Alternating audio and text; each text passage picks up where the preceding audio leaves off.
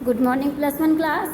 अब तक हमने लेसन नंबर 5 अजंता की कला के 3 लॉन्ग क्वेश्चन किए हैं। आज हम उसका क्वेश्चन नंबर 4 कर रहे हैं, जो है अजंता की स्थिति व गुफाओं का वर्णन करो। अजंता की स्थिति। अजंता महाराष्ट्र मुंबई राज्य में औरंगाबाद जिले में स्थित है। अजंता तक पहुंचने के लिए जलगांव से फरदारपुर ग्राम होते हुए जाना पड़ता है कि उस जलगांव से फरदारपुर ग्राम के रास्ते से वहाँ पर हमें जाना पड़ता है। ग्राम यानी गांव से। यहीं पर अजंता से 2 मील की दूरी पर अजिष्ठा नाम का एक गांव है, जिसका सही उच्चारण है अजिष्ठा। इस गांव के नाम पर ही गुफाओं का नाम अजंता पड़ा, यानी कि इसी गांव के नाम से ही इनका नाम अजंता की गुफाएं रखा गया। ये गुफाएं सेंट्रल रेलवे स्टेशन औरंगाबाद से लगभग 102 किलोमीटर की दूरी पर है। औरंगाबाद से मोटर बसों द्वारा अजंता तक जाने आने की अच्छी व्यवस्था की गई है, यानी कि वहाँ पर बसों को विशेष रूप से उपलब्ध करवाया गया है। सेंट्रल रेलवे के पहूर और जलगांव स्टेशनों से ही बसों द्वारा अजंता तक पहुँचा जा सकता है। जलगांव तथा अजिष्ठा दोनों ही स्थानों पर दर्शनार्थियों के ठहरने के लिए विश्राम गृह बने हुए हैं। कि जलगांव और अजिष्ठा जो हैं, इन दोनों स्थानों पर ही दर्शनार्थी यानी वहाँ पर जो उसे देखने के लिए आते हैं, अजंता की गुफाओं को देखने के लिए आते हैं, उनके लिए रहने का विशेष प्रबंध किया गया है। अब मोटर बस के द्वारा आने जाने की पर्याप्त अच्छी व्यवस्था है।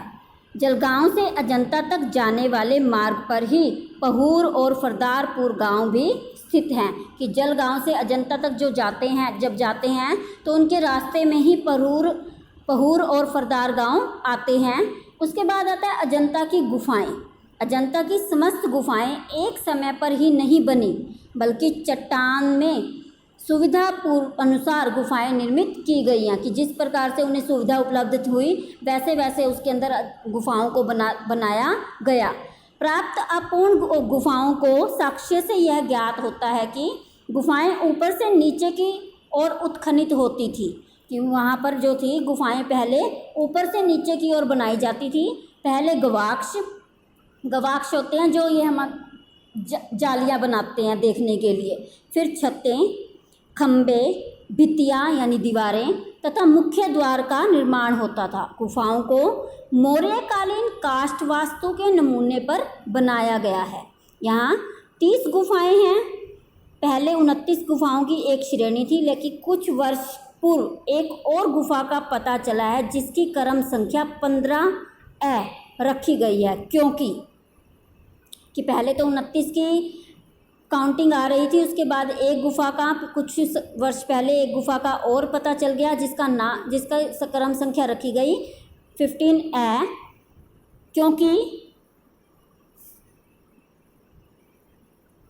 यह गुफा संख्या 18 व गुफा संख्या 15 के मध्य में अवस्थित है, यानी कि 18 और 15 के बीच में है।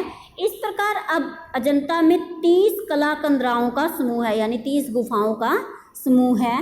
इसमें गुफा संख्या 1, 2, 3, 7, 9, 10, 11, 15, 16, 17, 19, 20, 21 व 22 में चित्र विद्यमान हैं, यानी कि यहाँ पर अभी भी चित्र देखने को मिलते हैं। गुफा संख्या 1, 2, 9, 10, 16 व 17 चित्रों में मुख्यांश रूप से सुसज्जित हैं और अधिकांश चित्र सुरक्षित हैं। कि इन गुफाओं में आज भी वो चित्र सुसज्जित हैं और अधिक मात्रा में सुरक्षित हैं। गुफा संख्या 6 में श्रावस्ती का चमत्कार तथा मारविज्जा संख्या 7 में बुद्ध भगवान की अस्पष्ट मुखाकृति, जो मुखाकृति स्पष्ट रूप से दिखाई नहीं दे रही है।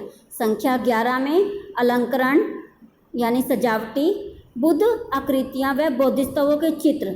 संख्या 15 में समाप्त प्राय चित्र विशेष। संख्या 19 में भगवान बुद्ध राहुल को अपना भिक्षा पात्र देते हुए दिखाए गए हैं। हस्त युद्ध की आकृतियाँ एवं अलंकरण। संख्या 20 में प्लास्टर के एकाध रंगीन टुकड़े संख्या 21 में बुद्ध उपदेश देते हुए तथा संख्या 22 में कहीं कहीं चित्रित भित्ति अंश मिलते हैं। यानी कि जो जो संख्या नंबर बताए गए हैं इन संख्याओं में ये चित्र आज भी देखने को मिलते हैं। लेकिन अजंता का चित्र वैभव अब गुफा संख्या 1, 2, 9, 10, 16, 17 में विद्यमान है। हाल में ही चित्रों की सफाई व सर्वेक्षण के समय गुफा संख्या 6 तथा गुफा संख्या 16 में कई नए चित्र प्रकाश में आए हैं। दूसरी सदी ईसा पूर्व की गुफा संख्या 10 में यहाँ की प्रथम उपलब्धि थी। प्रथम सदी ईस्वी पूर्व के मध्य में गुफा संख्या 9 चैत्य ग्रह का निर्माण हुआ। यानी कि प्रथम सदी में ही गुफा संख्या 9 का निर्माण हुआ।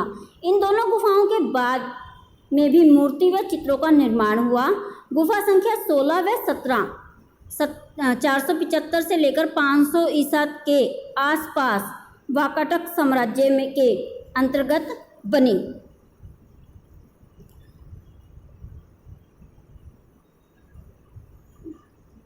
गुफा संख्या 1 5वीं सदी के अंतिम वर्षों में तथा गुफा संख्या 2 छठी सदी के प्रारंभिक वर्षों में उत्खनित की गई।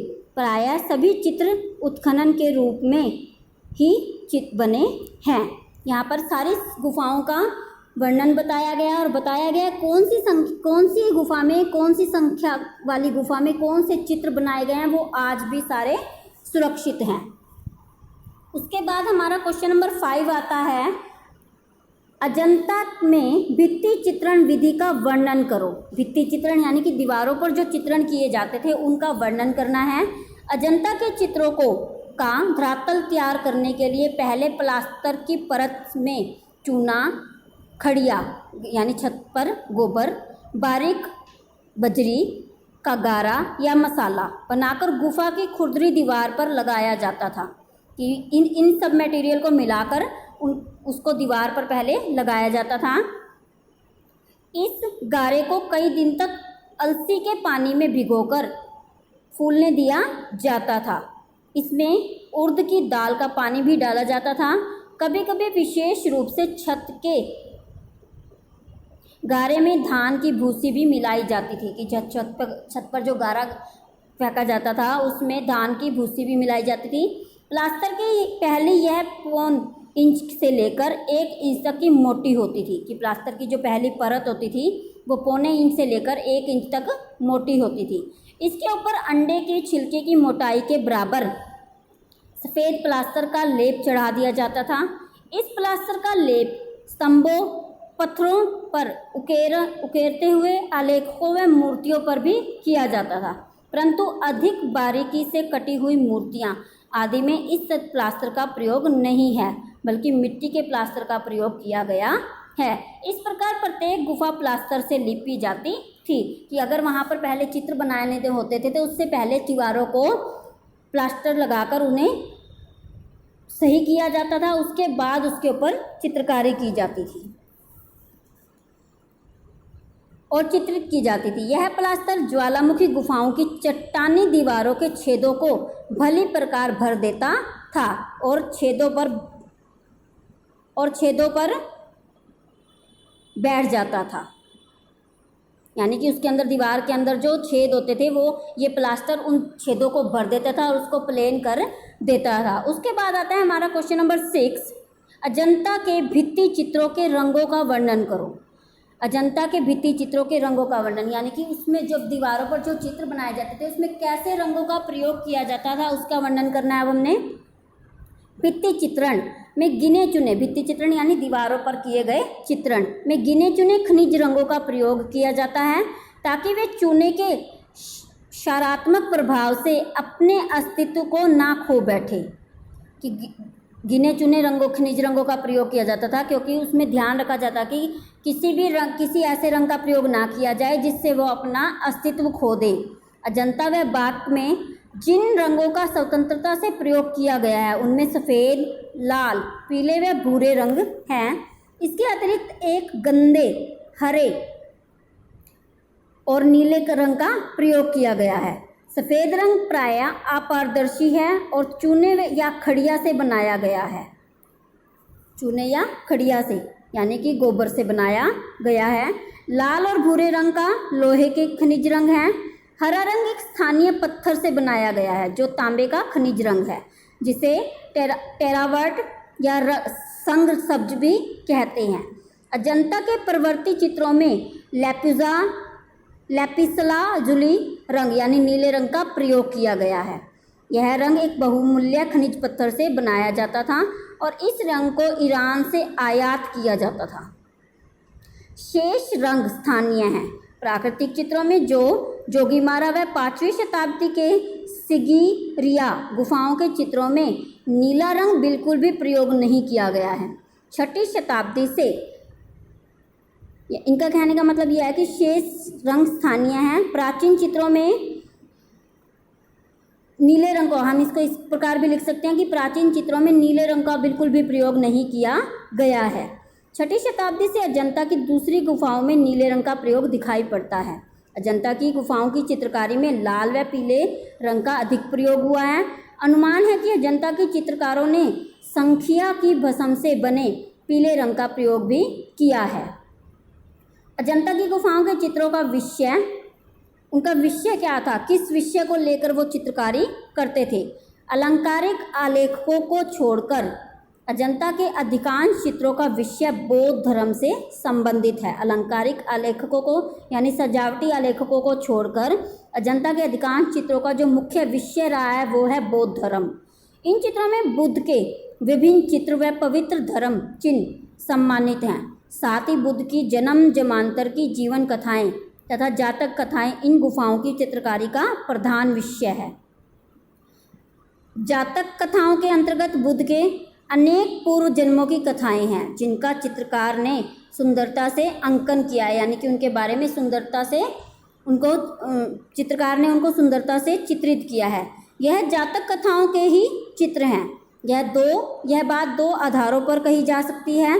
प्रथम, इन चित्रों पर जातक कथा का नाम लिखा हुआ है, परंतु चित्रों के नष्ट हो जाने से चित्र को पहचानने में असुविधा होती है।